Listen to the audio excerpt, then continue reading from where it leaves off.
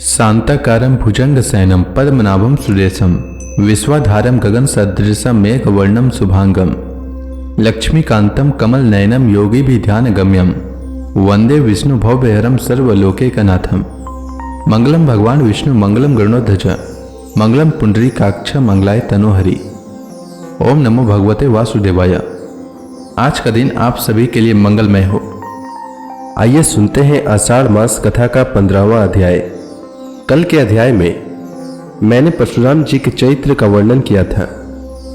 अब आगे से सुखदेव जी राजा परीक्षित से कहते हैं, परीक्षित, अपने पिता की यह शिक्षा भगवान परशुराम ने जो आज्ञा कर स्वीकार की, इसके बाद वे 1 वर्ष तक तीर्थ यात्रा करके अपने आश्रम पर लौट आए।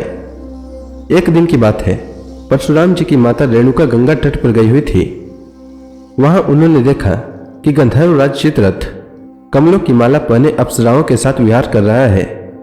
वे जल लाने के लिए नदी तट पर गई थी, परंतु वहां जल क्रीड़ा करते हुए गंधर्वों को देखने लगी और पतिदेव के हवन का समय हो गया है, इस बात को भूल गई।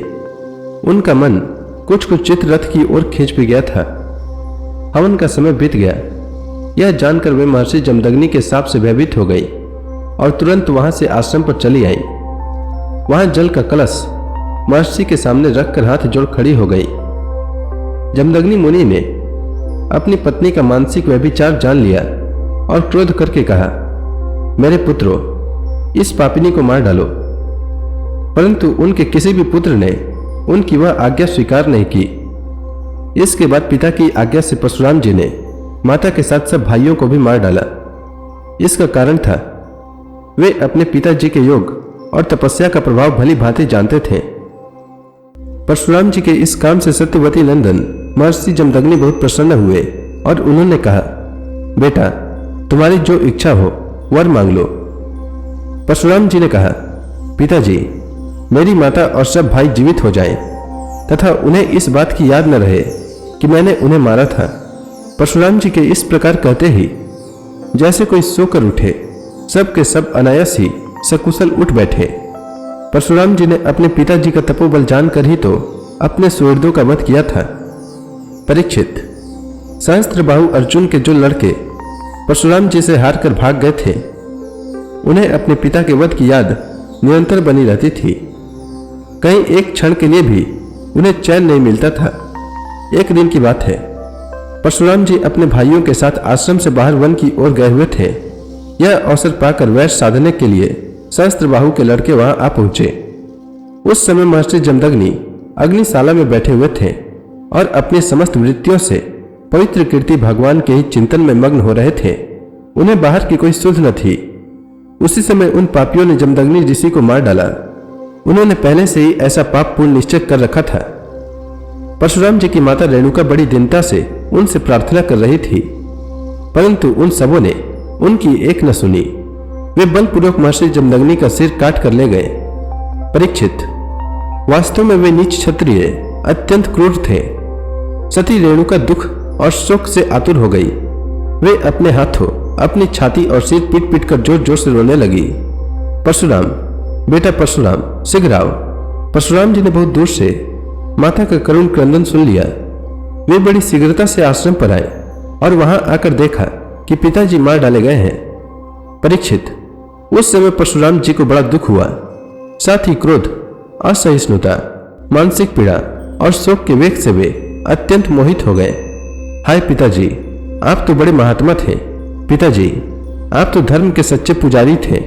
आप हम लोगों को छोड़कर स्वर्ग चले गए। इस प्रकार विलाप कर उन्होंने पिता का शरीर तो भाइयों को सौंप दिया और स्वयं हाथ में फरसा उठाकर क्षत्रियों का संहार कर डालने का निश्चय किया। परीक्षित, परशुराम जी ने महिष्मती नगरी में जाकर सहस्त्रबाहु अर्जुन के पुत्रों के सिरों से नगर के बीचों बीच एक बड़ा भारी पर्वत खड़ा कर दिया। उस नगर की शोभा तो उन ब्रह्मघाती नीच क्षत्रियों के कारण ही नष्ट हो चुकी थी। उनके रक्त से एक बड़ी भयंकर नदी बह निकली, जिसे देखकर ब्राह्मण द्रोहियों का हृदय भय से कांप उठता था। भगवान ने देखा कि वर्तमान क्षत्रिय अत्याचारी हो रहे हैं, इसलिए राजन, उन्होंने अपने पिता के वध को निमित्त बनाकर 21 बार पृथ्वी को क्षत्रियहीन कर दिया और कुरुक्षेत्र के समंत पंचक में ऐसे ऐसे 5 तालाब बना दिए जो रक्त के जल से भरे हुए थे। परशुराम जी ने अपने पिता का सिर लाकर उनके धड़ से जोड़ दिया और यज्ञों द्वारा सर्वदेव में आत्मस्वरूप भगवान का यजन किया। यज्ञों में उन्होंने पूर्व दिशा होता को, दक्षिण दिशा ब्रह्मा को, पश्चिम दिशा अध्वर्यु को और उत्तर दिशा सामगान करने वाले उद्गाता को दे दी। इसी प्रकार अग्नि, कोण आदि विदिशाएं ऋत्विजों को दी। कश्यप जी को मध्य भूमि दी, उपदष्टा को आर्याव्रत दिया तथा दूसरे सदस्यों को अन्य ने दिशाएं प्रदान कर दी। इसके बाद यज्ञांत स्नान करके वे समस्त पापों से मुक्त हो गए और ब्रह्म नदी सरस्वती के तट पर मेघ रहित सूर्य के समान शोभायमान हुए। महर्षि जमदग्नि को स्मृति रूप संकल्प में शरीर की प्राप्ति हो गई। परशुराम जी से सम्मानित होकर वे सप्तर्षियों के मंडल में 7वें ऋषि हो गए। परीक्षित, कमल लोचन जमदग्नि नंदन भगवान परशुराम आगामी मनवंतर में सप्तर्षियों के मंडल में रहकर वेदों का विस्तार करेंगे। वे आज भी किसी को किसी प्रकार का दंड न देते हुए शांत चित्त से महेंद्र पर्वत पर निवास करते हैं। वहां सिद्ध, गंधर्व और चारण उनके चरित्र का मधुर स्वर से गान करते रहते हैं। सर्वशक्तिमान विश्वात्मा भगवान श्री हरि ने इस प्रकार भृगुवंशियों में अवतार ग्रहण करके पृथ्वी के भारभूत राजाओं का बहुत बार वध किया। महाराज गाधी के पुत्र हुए प्रज्वलित अग्नि के समान परम तेजस्वी विश्वामित्र जी। इन्होंने अपने तपोबल से क्षत्रियत्व का त्याग करके ब्रह्म तेज प्राप्त कर लिया। परीक्षित, विश्वामित्र जी के 100 पुत्र थे। उनमें बिचले पुत्र का नाम था मधुच्छंदा, इसलिए सभी पुत्र मधुच्छंदा के ही नाम से विख्यात हुए। विश्वामित्र जी ने भृगुवंशी अजिगर्त के पुत्र अपने भांजे सुनहसेप को, जिसका एक नाम देवरात भी था, पुत्र रूप में स्वीकार कर लिया और अपने पुत्रों से कहा कि तुम लोग इसे अपना बड़ा भाई मानो। यह वही प्रसिद्ध भृगुवंशी सुनहसेप था जो हरिश्चंद्र के यज्ञ में यज्ञ पशु के रूप में मोल लेकर लाया गया था। विश्वामित्र जी ने प्रजापति वरुण आदि देवताओं की स्तुति करके उसे पास बंधन से छुड़वा लिया था। देवताओं के यज्ञ में यही सुनहसेप देवताओं द्वारा विश्वामित्र जी को दिया गया था। अतः गाधी वंश में यह तपस्वी देवरात के नाम से विख्यात हुआ। विश्वामित्र जी के पुत्रों में जो बड़े थे उन्हें सुनहसेप को बड़ा भाई मानने की बात अच्छी न लगी। इस पर विश्वामित्र जी ने क्रोधित होकर उन्हें शाप दे दिया कि दुष्टो, तुम सब मलेच्छ हो जाओ। इस प्रकार जब 49 भाई मलेच्छ हो गए तब विश्वामित्र जी के बिचले पुत्र मधुच्छंदा ने अपने से छोटे 50 भाइयों के साथ कहा, पिताजी, आप हम लोगों को जो आज्ञा करते हैं हम उसका पालन करने के लिए तैयार हैं।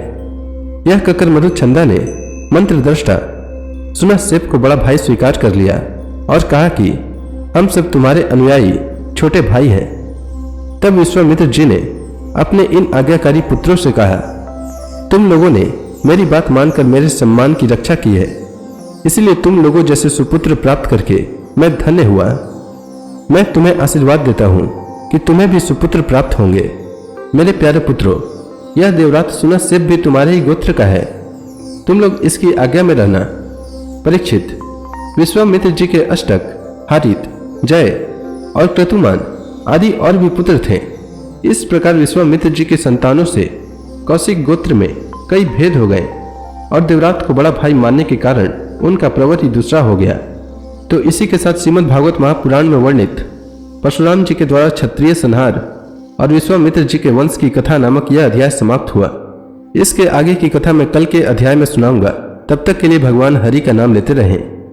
तो प्रेम से बोलिए भगवान विष्णु की जय, श्री कृष्ण भगवान की जय, श्री राम भगवान की जय, समस्त देवी देवताओं की जय।